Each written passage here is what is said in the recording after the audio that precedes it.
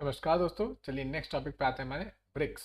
ठीक है, ब्रिक्स को देखते हैं। हम लोग ने बिम्स्टेक सार्क दोनों कर लिया है, अब आ गए हैं ब्रिक्स पे। एंड इसके बाद हम लोग देखेंगे एससीओ। ठीक है, एससीओ हुआ, एससीओ कर लेंगे और उसके बाद हम लोग लास्ट में लेंगे G20। इस ईयर हम लोग इसके चेयरमैन हैं, सो वी शुड मतलब उसका तो पढ़ना बनता ही है, उसको तो पढ़ना ही पड़ेगा। Okay, so that is the case. और फिर बचा कुछ अगर छोटा मोटा कोई अगर लगा तो आई विल बाद में वीडियोस वगैरह बना के उसमें अपेंड करता चला जाए। जैसे नैम वगैरह हम लोग पढ़ सकते हैं, बट नैम वगैरह अब आउटडेटेड हो चुके हैं। जब से 2014 में सरकार बनी है नई, तब से नैम के सेशंस में प्राइम मिनिस्टर ने पार्टिसिपेट नहीं किया है एक भी। So that is why we don't study it, हम लोग को उसको पढ़ने की कोई ज़रूरत नहीं है। आगे बढ़ते हैं, प्रवचन बाद में।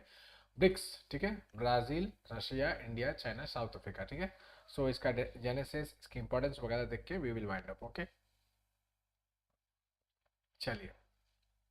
It is an acronym of, जो मैंने बता दिया वो। ठीक है, significant influence on regional affairs. देखिए इसका जो जेनेसिस है वो थोड़ा सा अगर मैं आप लोगों को हिस्ट्री में लेके जाऊँ तो यहाँ पे 2001 में जी मोनिल करके एक गोल्डमैन सैक्स के एक इकोनॉमिस्ट है, उन्होंने इसका ओरिजिन दिया था कि आपका उस समय की बात, जिस समय की बात हो रही है, ये 2000 की बात हो रही है।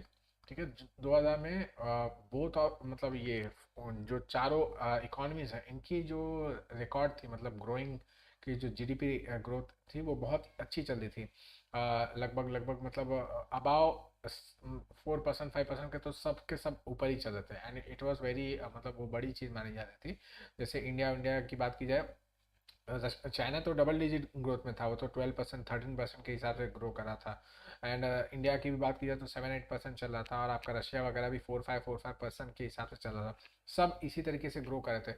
सो उन्होंने, जी मोनिल ने ये कहा कि भाई अगर ये जो मतलब ये जो चारों कंट्रीज हैं, इन्होंने चार कंट्रीज की बात की, साउथ अफ्रीका की बात नहीं की थी, ये याद रखिएगा। उन्हें चार कंट्रीज की बात की थी, ब्राज़ील, रशिया, इंडिया, चाइना। और उन्होंने इनको ब्रिक कहा था। ठीक है, BRIC कहा था, ब्रिक्स नहीं कहा था, ब्रिक कहा था। कि ये ईंट की तरह है, ये नई क्या बोलते हैं, दीवार बना रहा है, ये नया एक वर्ल्ड ऑर्डर बना रहे हैं, जहाँ पे हम लोग वेस्टर्न जो क्या बोलते हैं डोमिनेंस है आपका इकोनॉमिक स्फीयर में, उसके इतर यहाँ पे एक नया पावर राइज कर रहा है। ये चारों जो मिलके अगर इन लोग ने एक साथ एक मंच पे आकर एक वॉइस में बोलना स्टार्ट कर दें, तो इन लोग इकोनॉमिक चेंजेस बहुत बड़े बड़े ला सकते हैं। क्योंकि जनरली देखा जाए तो ये सारे के सारे जो थे वो डेवलपिंग ही कंट्रीज थे। मतलब अगर आपको कहना हो तो आप भले रशिया को डेवलप कंट्री बोल सकते हैं, but it is not develop country actually में, क्योंकि वहाँ की इकॉनमी अभी भी इतनी मजबूत नहीं है, एक्सेप्ट फॉर डिफेंस सेक्टर। बाकी सारा का सेक्टर में वो इंडिया से भी पीछे है। ठीक है, ऑयल वगैरह में थोड़ा सा आगे बस। तो आप समझ सकते हैं कि मतलब दे वर द डेवलपिंग पावर्स, जो कि वर्ल्ड ऑर्डर को चेंज करने के लिए आ रहे थे, तेज़ी से अपना मतलब इन्फ्लुएंस बढ़ा रहे थे धीरे धीरे। सो इट वाज इनके जो इकोनॉमिक्स है जी मोनिल, उन्होंने कहा कि भाई ये आगे चल के एक वर्ल्ड इकोनॉमिक ऑर्डर को कुछ ना कुछ बड़ा सिग्निफिकेंट चेंजेस लाने का इनके अंदर मादा है, अगर इन लोग साथ में आ जाते हैं। ओके, तो इन्होंने मतलब ऐसा ये मतलब बोल के और एक मतलब क्या कहते हैं बीज बो दिया सबके दिमाग में, ये चारों कंट्रीज के दिमाग में बीज बो दिया, एंड धीरे धीरे उसके बारे में बातचीत होने लगी। ओके, तो इसका थोड़ा सा जेनेसिस देखते हैं। तो ऐसा उन्होंने बोल के फिर वो खत्म कर दिया। Okay, next. इस सीजन में ना ही सिर्फ आपका क्या बोलते हैं इकोनॉमिक पावर ये हम लोग बनाते हैं, साथ ही साथ हम लोग पॉपुलेशन के हिसाब से ही आगे थे, आगे मैं बता दूंगा। ओके, 2006 के अंदर फर्स्ट टाइम 4 कंट्रीज के जो क्या बोलते हैं मिनिस्टर लेवल के लोग थे, वो यूएन जनरल असेंबली के बाद मिलना स्टार्ट किए कि चलो मिनिस्टर्स लोग से धीरे धीरे बातचीत करना स्टार्ट कर, मतलब धीरे धीरे उसको मतलब डिप्लोमेटिक रास्ता खोलने की कोशिश करते हैं कि क्या ऐसा हो सकता है, जैसा वो जी मोनिल ने कहा था उस तरीके से क्या ऐसा हो सकता है कि we should come together and we should have something, एक बड़ा फोरम बनाए जिसमें हम चारों जन हैं और वर्ल्ड इकोनॉमिक ऑर्डर को इन्फ्लुएंस करने की कोशिश करें। ओके, सो धीरे धीरे करके इसके ऊपर काम होना स्टार्ट हुआ। ओके, फिर उसके बाद देखा गया कि yes it is completely feasible, but उसी समय पे आ गया आपका 2008 का लेमन ब्रदर क्राइसिस। ठीक है, लेमन ब्रदर क्राइसिस जो आया, उससे उसने इस ट्रैक्शन को और मजबूत कर दिया, ये जो आइडिया था इसको और मजबूत कर दिया कि भाई हम लोग को आने की ज़रूरत है। बिकॉज जो डॉलर बेस्ड इकोनॉमी है वो इतनी इतनी फ्रजाइल है, इतनी कमज़ोर है कि वो किसी भी छोटे मोटे बैंक के गिरने से पूरा का पूरा इकोनॉमिक रिसेशन ला सकती है। आप लोग देख रहे हैं, ये बैंक भले बहुत बड़ा बैंक था, लेकिन एक बैंक के गिरने की वजह से पूरे पूरे इकोनॉमी में, अमेरिका में स्लो डाउन हो गया, उसके से यूरोप में स्लो डाउन हो गया, बाकी कंट्रीज को भी इफेक्ट हुआ जो इन लोग के ऊपर डिपेंडेंट थे। सो इट वॉज सीन कि हम लोग को अलग से एक इकोनॉमिक ऑर्डर बनाना पड़ेगा जो और ज़्यादा रिलायबल हो, और ज़्यादा सिक्योर हो, और ज़्यादा स्टेबल हो, जो इसके मतलब एक अमेरिका के बेसिस पे ना चलता रहे, ठीक है। सो डॉलर इकोनॉमी से हम लोग को बाहर निकलना चाहिए, ठीक है। सो धीरे धीरे मतलब इसके लिए फिर ये आइडिया जो बढ़ता गया, तो 2009 में इन लोगों ने फर्स्ट समिट बुलाया गया रशिया में, ऑफ कोर्स रशिया ही बुलाएगा। तो रशिया ने फर्स्ट समिट करवाया अपने यहाँ पे, ब्रिक्स का समिट, फर्स्ट टाइम नाम दिया गया ब्रिक का समिट करवाया गया। एंड इसमें हम लोग, इन लोग का जो मेन आइडिया था वो था ग्लोबल फाइनेंशियल आर्किटेक्चर को रिफॉर्म करना है हम लोग को। इन लोग का जो बेस था वो यही था कि हम लोग को ग्लोबल फाइनेंशियल आर्किटेक्चर जो अभी डॉलर बेस्ड इकोनॉमी है उसको चेंज करना है for the benefit of all. ऐसा ना हो कि सिर्फ बस एक ही कंट्री बेनिफिट हो रही है, ओके। नेक्स्ट, इंडिया के रिकमेंडेशन पे साउथ अफ्रीका को भी इसमें इनवाइट किया गया और 2010 में इसका पार्टिसिपेंट बना दिया गया, ठीक है। 2010 में पार्टिसिपेंट बनाया गया, तो उसने उस साल इसमें पार्टिसिपेट नहीं किया, 2011 से इसने पार्टिसिपेशन करना स्टार्ट किया, ओके। नेक्स्ट, तो पार्ट मतलब मेंबर तो बन गया 2010 में, लेकिन 2011 से उसने पार्टिसिपेट करना स्टार्ट किया।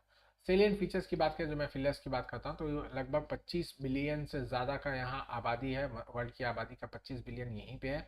नेक्स्ट, आपका वर्ल्ड लैंड की बात की जाए तो इतना 27% ऑफ द वर्ल्ड लैंड यहाँ पे है, 41% ऑफ द वर्ल्ड पॉपुलेशन यहीं पे रहती है। अकेले भारत और चाइना ही आ गया तो 20-20% तो यही हो गया, ठीक है। बचा 1% तो उसमें बाकी चिंदी चो लोगों ठीक है।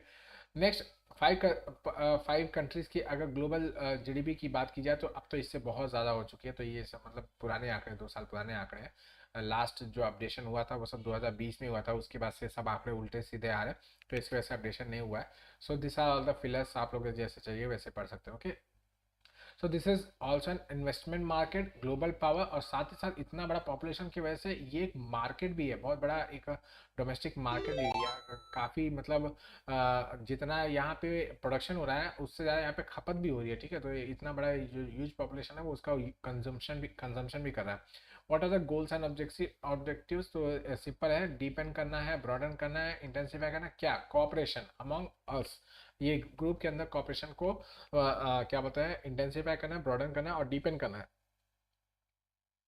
ताकि एक बेनिफिशियल डेवलपमेंट के ऊपर हम लोग काम कर सके जो सबके लिए बेनिफिशियल हो, अकेले किसी एक कंट्री के नहीं। जैसे यूएस का जो इकॉनमी है, डॉलर्स बेस्ड इकॉनमी जो वर्ल्ड ऑर्डर है, तो वो हमेशा बेनिफिट किसको करता है, यूएस को बेनिफिट करता है। इसके बजाय हम लोग को आपस में सबको बेनिफिट करने वाला वो करना है। नेक्स्ट, हम लोग को ऐसा कुछ करना है कि each members growth, development and poverty वो सब रियलाइज किए जा सके, विद उनके इकोनॉमिक स्ट्रेंथ को और मजबूत किया जा सके, और आपस में जो संघर्ष है मतलब कंपटीशन है उसको कम किया जा सके जितना हो सके, okay.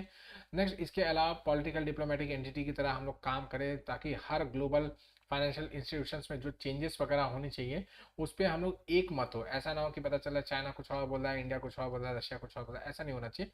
We should talk in one voice so that reforms वगैरह हम लोग अच्छे से करवा सके अपने मन के हिसाब से, okay. Areas of the cooperation, 3 prime areas of the cooperation है। फर्स्ट है इकोनॉमिक कॉपरेशन, तो जैसे मैंने बता दिया अभी तक जो चीज़ें मैंने आपको बताई, those are all economic, mostly BRICS जो बनाया गया था वो आपका इकोनॉमिक कॉपरेशन के लिए बनाया गया, बाद में एनहांस किया गया इसको, और 2 पॉइंट्स इसके अंदर ऐड किए गए जो आगे बताता हूँ आप लोग को। सो वी हैव इसको इकोनॉमिक कोऑपरेशन को और बढ़ाने के लिए हम लोग ने इसमें बिजनेस काउंसिल बना के रखा है, जहाँ पे ब्रिक्स रीजन के जितने भी बड़े बड़े बिजनेसमैन हैं वो सब यहाँ पे जाते हैं, बातचीत वगैरह करते हैं, नए नए आइडियाज़ वगैरह शेयर किए जाते हैं। इसके अलावा कॉन्टीजेंट रिजर्व एग्रीमेंट है, इसके बारे में आगे बात करने वाला हूँ, और न्यू डेवलपमेंट बैंक, इसके बारे में भी आगे बात करना वाला हूँ, ठीक है।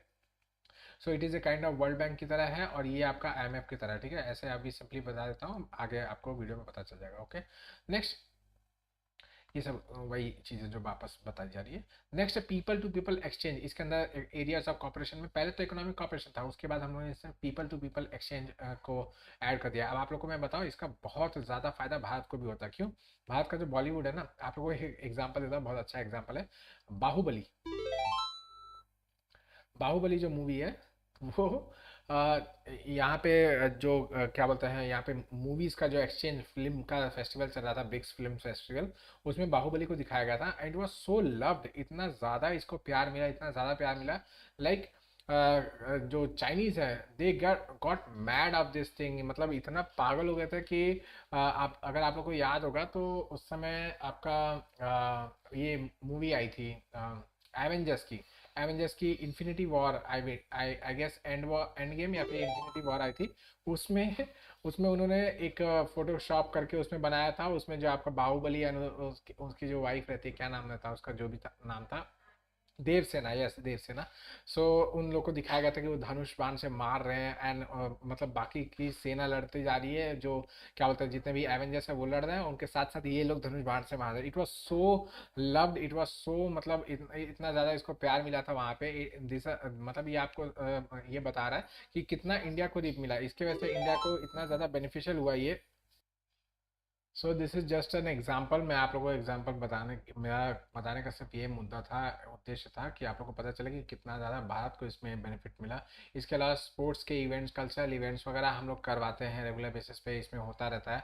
पीपल टू पीपल एक्सचेंज वगैरह को बढ़ाने के लिए, यहाँ से वहाँ लोग जाए, वहाँ से लोग यहाँ पे आए, ये सब चीज़ें हम लोग करते हैं। Okay, next, political and security cooperation. ठीक है, तो हम लोग इसमें भी काम करने लगे हैं। थर्ड पॉइंट है जिसमें, मतलब एरियाज ऑफ द कोऑपरेशन में थर्ड पॉइंट है जिसको हम लोग ने ऐड करके रखा है। तो इसमें हम लोग क्या कर रहे हैं कि आपके ग्लोबल पॉलिटिकल और सिक्योरिटी से रिलेटेड जो भी आपके टॉपिक्स हैं उनके ऊपर भी बात करता है। अभी रिसेंटली आप लोग जानते होंगे कि ब्रिक्स का समिट वर्चुअली हुआ था, तो उसमें भारत के प्रधानमंत्री ने सीधा रशियन प्रेसिडेंट को उसमें कह दिया था कि नहीं, ब्रिक्स का नहीं हुआ था, वो एससीओ का समिट था, ठीक है, सॉरी।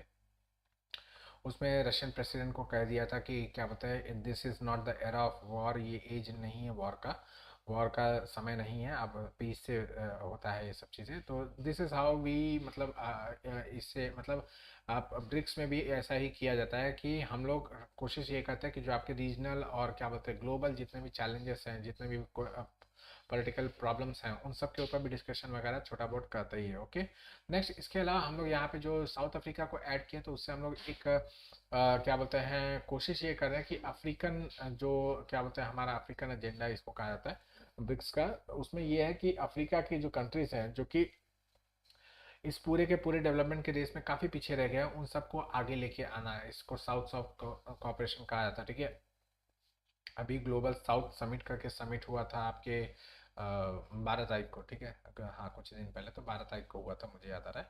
आप लोग देखिएगा, ऐसे चीज़ें ये सब भारत कर रहा है रेगुलर बेसिस पे। ओके, बाकी जो मैकेनिज्म है वो उसमें तीनों टीयर्स ऑफ डिप्लोमेसी यूज़ करते हैं। डिप्लोमेसी के तीन प्रोमिनेंट टीयर्स हैं, 3 टीयर्स ऑफ डिप्लोमेसी को कहा जाता है, सॉरी ट्रैक्स ऑफ डिप्लोमेसी को कहा जाता है।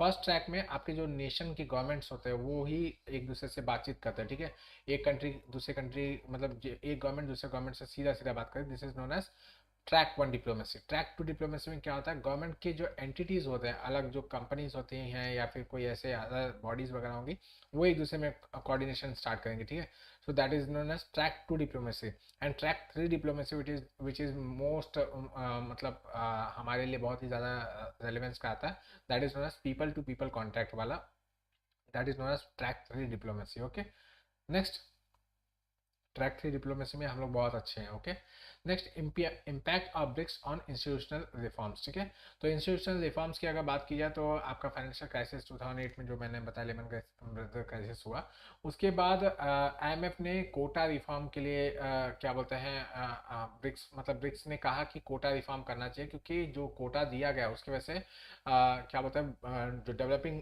वर्ल्ड है उसको कम कोटा दिया है और जो डेवलप्ड वर्ल्ड है उसको ज़्यादा कोटा दिया है, तो उनकी बात मानी जाती है, हमारी बात नहीं मानी जाती है।